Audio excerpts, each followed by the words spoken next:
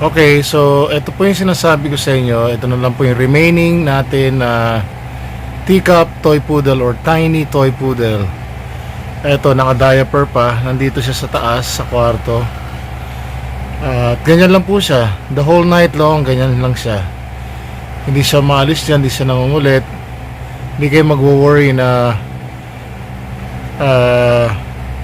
madadaganan nyo siya, ganyan lang. Pero kung sakali man po, siyempre mararamdaman nyo rin na medyo may katabi kayong small puppy. Ayan po, napakaganda niyan. Kita nyo naman ang itsura niya, no? So the more na lumalaki po yan, nagkakaedad, lalo po yung kukulot ng balahibo, lalong gaganda. Especially by the time na i-groom nyo na siya, yung first time siyang mag-groom yung kanyang coat.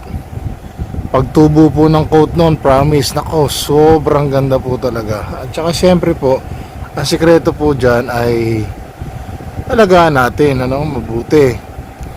Alagaan natin sa pagkain, alagaan natin sa vitamins, alagaan natin sa vaccines, sa deworms.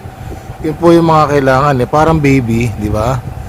At isa pa, syempre, alagaan natin yung grooming nila, no? So from time to time, suklayan natin, suklayan nyo kung ito na yung mapapa sa inyo. Excuse me po. So yun po ang iskreto nun.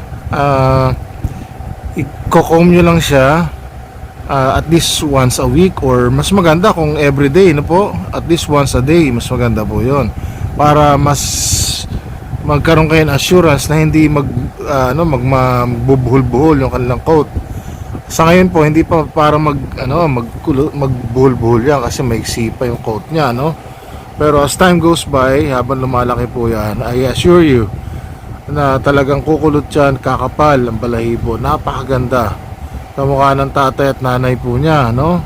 Yung typical mga toy poodle po, typical poodles in general, pag makikita nyo, whether it is a toy poodle, a miniature poodle, or a giant poodle, pare-parehas po sila. Pare-parehas silang napakatalino. Actually, meron akong pinost nung nakaraang week. Nakuha ko sa internet, sa sa online na data. Survey po 'yon ng isang mga experts. Ang second siya sa pinaka most intelligent, yung may mataas na IQ. Parang IQ niya ay nasa 98% sa mga breed ng dogs. Ang parang number 100% is yung border collie. Yun ang may pinakamataas. Second siya, tapos third ang German, ang third ang golden retriever, tapos fourth ang German shepherd, or the other way around. Third ang German shepherd, fourth ang golden retriever. Anyways po, what's very important here is the poodle itself na I'm presenting to you, I'm showcasing to you how magnificent these toy breeds are. At alam niyo po, talagang nakakatuwa sila kasi ayan po, ganyan lang sila. Tapos once nakuha niyo yung kanilang kilite, sila ay madaling mag-adjust, madali po sila mag-adapt to any kind of family situation, whether it is an outdoor situation or outdoor activities, or even indoors. Okay sila, wala kayong i-worry. At saka po ang mga toy poodles or mga poodles in general ay hindi sila ganun karami wala silang masyadong health issues, yan ang kaganda sa kanila. At tapos so far wala akong alam na pagdating sa panganganak, pagbubuntis, wala masyadong issue kumpara sa ibang toy breeds, o sa ibang breeds ng aso.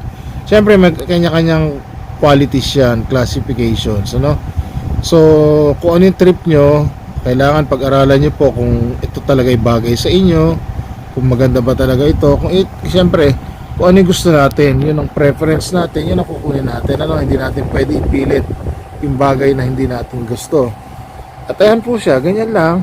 Kita nyo naman kung gaano kaganda yan, ayan. Hello sweetheart, ayan po, ayan ang ating Choco Phantom na toy poodle. Teacup po yan. Opo. Ano po yung difference nila sa mga ordinary toy poodle? Mas maliit po sila. Kung di ako nagkakamali, mga kalahati lang sila ng ordinary toy poodle, or minsan 1/4 lang sila ng laki na yon. Ito po, maliit lang talaga tong version na to, promise. Napakaliit. Ito yung bag, oh, ayan yung bag. Sample na po ito. Ito yung bag. Imagine nyo, ayan, akala nyo lang parang ang laki niya dyan, ano, dahil sa balahibo niya. Pero pag isinara ko yung bag na yan, promise, napakaliit po yan. Kakaprangot lang siya dyan sa bag. Yan po yung traveling bag, ano. Ayan, ganyan-ganyan lang siya. Lalaro-laro lang siya ng ganyan. Wala kayong madidinig na ingay. Wala kayong madidinig na ano sa kanya, na nangungulit siya. Wala po. Meron akong mga ibang breeds ng aso na alagaan dati. Iba-iba kasi characteristics talaga nila, no? To be fair, merong mga breeds na talagang kahit katabi nyo na, o kahit nandito na sa pampered na siya, no, in general, talagang yappy. Ibig sabihin yappy, medyo maingay. hindi po ako okay sa ganun, no. Tapos ito, kakahol sila, halimbawa malaki na, no, sanay na siya sa inyo, kakahol sila pag talagang kailangan lang, pagka merong mga taong dumating sa bahay nyo, hindi nila kilala. That's the only time that they will bark. At hindi ganun katagal ang bark nila, hindi rin ganun kaingay, promise. So napaka-suited nila sa mga excuse me, suited sila sa apartment setup. Opo. Doon sa mga mahilig po, doon sa mga naka-condo sa inyo, naka-townhouse, ayan. Ito po, maganda sa inyo, maganda yung alagaan, ano. Tapos talagang sila, super sweet, super cute, super cuddly, super intelligent. Ayan po mga characteristics ng toy poodle, ng poodle in general. At napaka-playful, yan, at napaka-adaptable nila yung kanilang behavior sa kanilang family, sa household na mapupuntahan nila, no? And please treat them as your family member, hindi sila as ordinary pets, ano po. Ayun. At madali silang turuan. Siyempre minsan may kakulitan, it's up to you on how you are going to discipline them or how you are going to train them in general. That's the way you do it, no?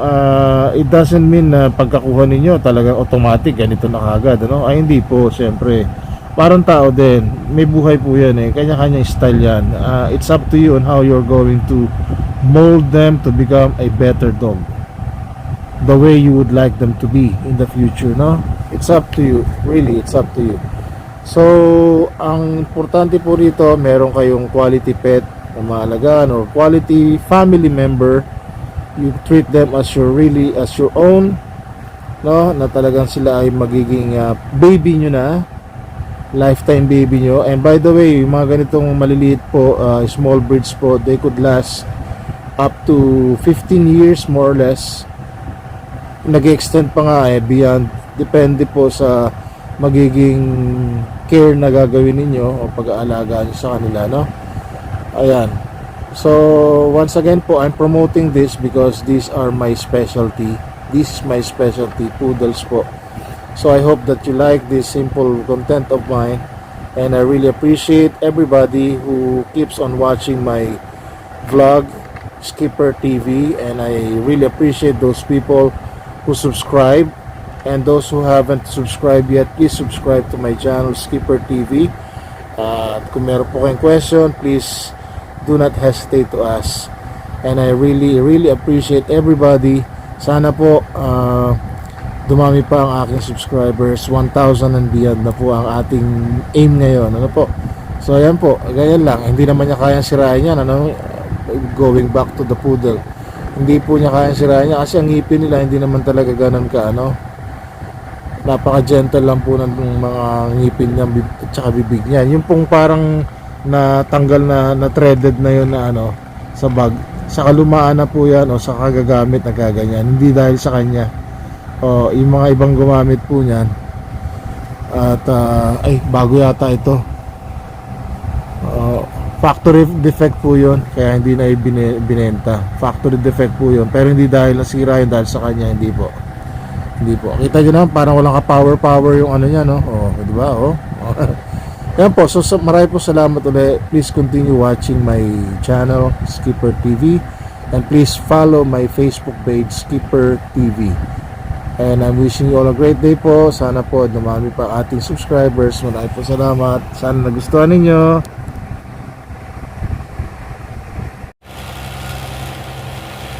Ito na lang po yung ating remaining na toy poodle puppy. Choco po ito, Choco Phantom. Nag-iisa lang po siya. Ayan, kita niyo na po yung highlight sa mukha niya. At napaka-social po nito.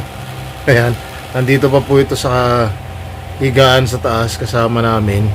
Simula po kagabi hanggang ngayon, tahimik lang yan, natutulog. Ngayon lang po nagising yan nung medyo pinatay na yung AC kasi sobra na pong lamig at saka oras na po para gumising lahat. Pero syempre dahil medyo puyat pa, ayan siya oh. Actually katabi siya ng wife ko eh. Nawalan ako ng pwesto dahil sa kanya. Pambihira. Ano ba yan? Na outside ako lambu ako dahil dito. Ang bait-bait po niya, tahimik lang. Ito po yung sinasabi ko sa inyo na kahit katabi nyo sila, hindi kayo para mag-worry na sila ay magiging allergies, magkakaroon kayo ng allergy dahil sila po ay hypoallergenic. Opo, ayan. So tahimik lang po yan, napaka behave, napaka sweet po niyan. Ayan siya. Last na po pala ito, by the way. Ito na lang po yung natitira. Nakuha na po yung isa kahapon, kagabi. Batang tondo na po yon. Ito ay hindi ko alam kung saan ito mapupunta, ito na remaining na puppy na ito. Naka-diaper pa, laki sa kanya ng diaper. Ayan o, titingin-tingin pa o. Akala mo naman o, oy, ganda-ganda o. Female po ito. Asking price po dito is 15k na lang. Actually po mga teacup to or tiny toy poodle. Maliliit lang po talaga sila. Kaya magtutuwa kayo kasyang-kasya sa bag nyo. Tapos yan po habang lumalaki, lalong kumukulot ang balahibo, lumalago. Tapos lalong gumaganda. Ayan po ang sikreto ng poodle. Hindi sila katulad ng ibang mga puppies, ng ibang breeds na pag nakita nyo ay, halimbawa, may mga ibang breeds na talagang spectacular kagad ang coat nila. Ito spectacular din kasi imagine nyo naman yung kulay nito, Choco Phantom. Kaya lang syempre yung beauty niya, habang lumalaki sila, lalo sila nagiging super beautiful. Promise. Makaka-relate po dito yung mga nakakaalam po, yung mga nag-aalaga talaga ng mga poodle. At ito po ay quality talaga. Opo. You will get what you pay for dito sa asong to. Dito sa ganitong breed na sinasabi ko sa inyo. Ano po? Quality po talaga to. Ayan. Ang totoo po, kung sa online po ninyo ito bibilhin, yung ganitong teacup or tiny toy poodle, ay sobrang mahal po nito. Pero binibigay ko lang po ito ng 15k each. Ayan po, kita nyo na yung highlight dun sa mukha niya. Ayan o. Yan po yung sign na magiging Choco Phantom po yan. At napakaganda po nun, promise. Yung mga Phantom Poodle po, napakaganda po niyan, sa totoo lang. Ayan siya. Hindi siya maalis dyan sa lugar na yan, nandyan lang siya since kagabi. Andyan lang siya, yan, no? Katabi lang siya ng wife ko. Yan ang gustong-gusto niyan. Ay naku, yun oh, naku, yung gustong-gusto, inakap pa oh, grabe talaga oh, kita nyo naman ha. Na outside ako lang po ako dahil dito sa batang to, ano ba yan? Ayan oh, yung mga iba na outside ako lang po dahil sa kanya, siya yung na-pamper ngayon, ano ba yan? Kaya po pag nakuha nyo ito, sigurado po na mag-i-enjoy kayo dito kahit saan nyo siya dalhin. No worries, kasi nga hindi kayo mag-iisip na, oy baka ako magka-allergy, baka ako hikain. Hindi, wala pong gano'n. Promise. Hindi po sila gano'n kasi less allergens po sila compared sa ibang breeds. Hindi sila masyado nagsished ng coat. Ayan po, so last na lang po ito. Sabi nga sa inyo, kung trip nyo siya, direct message lang po.